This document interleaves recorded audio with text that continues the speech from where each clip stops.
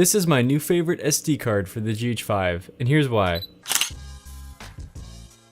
So I used to use this SD card right here, which is the Lexer 1000 150 megabyte per second SD cards, and they worked great for a long time. They got me through tons of shoots, and they did just fine. But there was one thing that they couldn't do on the GH5, and that was the 4K all intra recording. The Lexer cards could only go for about 10 to 30 seconds on the all intra recording, so I needed something that had more speed, but I didn't want to spend all that money on those Panasonic V90 cards. So I was doing some research and I found out that Sony makes these cards right here. Now these are Sony's G series cards, and they read up to 300 megabytes per second and write up to 299. Now that still doesn't seem like it will work on Panasonic's all intra recording, but I've done tests and it works out great for me. In fact, to show it to you, I'm going to switch the recording method of this video to 422 4K 10-bit 400 megabytes per second right now.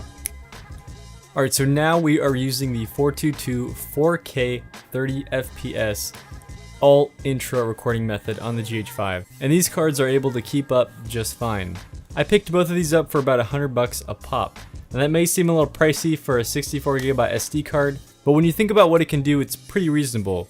The all intra recording method requires a very high speed card, and these hold up to that task. On top of that, the cards are built super sturdy. I was really impressed with the design of these SD cards, especially compared to the old Lexer cards I was using.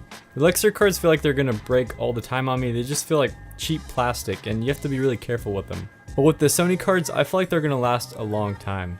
And if you're kind of weird about using a Sony product inside of a Panasonic camera, one thing you should know is that Sony actually makes the sensors that are inside of the Panasonic cameras. So it really isn't all that weird to use a Sony SD card inside of a Panasonic camera. Just something to think about if you're kind of weird about that. And also, having an SD card this fast makes everything on the camera just way more smooth, and your recordings and buffer times go way down. It just makes everything much smoother on the camera. So if you are in the market for an SD card that can do the all intra recording on the GH5, I can recommend these Sony G series cards. Now if you are going to pick one of these up, I always recommend that you pick up two and do the backup recording if you're doing professional video work, because you really can't afford to lose any data.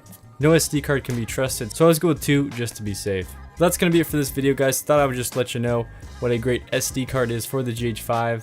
If you have any comments about this SD card, just leave them down in the comments below and I'll get back to you as soon as possible. And if you did find this video helpful, please drop a like on it, and that would be very helpful for me. And hit that subscribe button if you want to be notified for all my future videos. But until then, guys, I'll see you in the next one.